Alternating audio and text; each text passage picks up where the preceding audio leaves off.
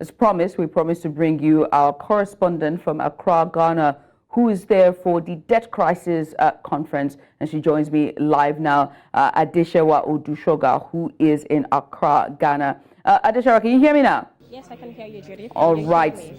Fantastic. So you were giving us updates on what is happening at the debt conference and what the focus is on today. Please carry on.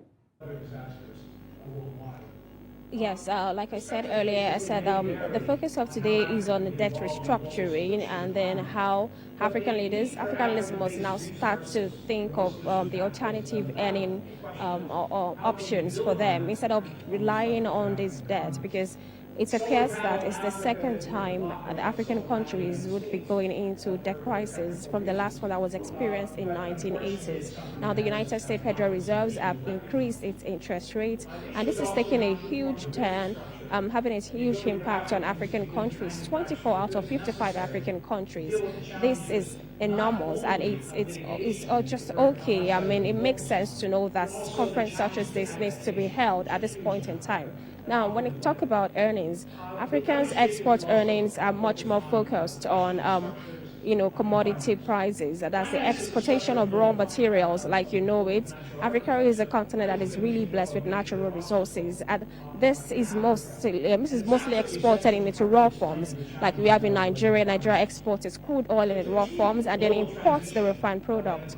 Ghana, as you have it, exports its raw golds, and these are polished in the United States and other Western countries, and then it is imported. And the United States, in return, keeps its own foreign reserves in gold, and this makes the United States more, richer than these African countries.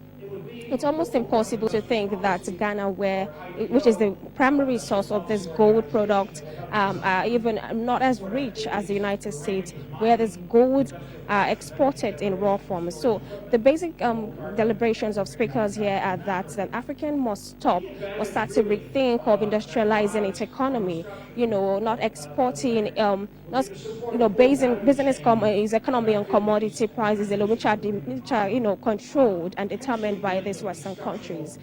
We also have Nigeria, which is the highest exporter of uranium, and then its highest export earnings is derived from onions. I mean, that's laughable. So speakers here are saying that African leaders must start to industrialize its economy, and they're not based on commodity prices, whose prices are not even determined by them.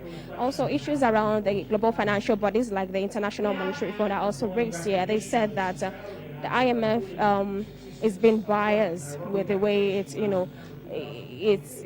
relates with African countries with access to funding. Also, credit rating agencies are also spotlighted here, saying that credit rating agencies are also one of the bigger problems with, almost false narrative on the financing, processes that happen in Africa. And so this, sometimes creates the wrong impression of the African country to potential investors. So credit rating agency, the global financial bodies like the IMF and World Bank, and all that, and the issues around the earnings, the primary source of raising revenues and finances of African countries were brought to the fore. And then it is also important to know that the current debt crisis is born out of the increasing interest rates, especially by the United States, which is one of the primary creditors to African countries. African countries rely on three major creditors. We have the private creditors, the multilateral creditors, and also the bilateral creditors. Now, it's sad to know that the majority of African countries are indebted to these three creditors, and if it's no matter how easy it is to get out of the debt crisis owed to multilateral and bilateral creditors, private creditors are in for business, and it's almost impossible to get more what will I call it, grace periods now, to get the debts, serviced on time. So it appears that most of these debts, loans that are gotten from these creditors are higher, with a shorter grace period and an increase in interest rates. Increasing interest rates and shorter grace period. And of course, I understand that those windows are going to grow even shorter, given the economic uncertain times that we're seeing globally. Adesewa, thank you so much. We'll definitely get more updates as today unfolds. Appreciate you for doing this with us.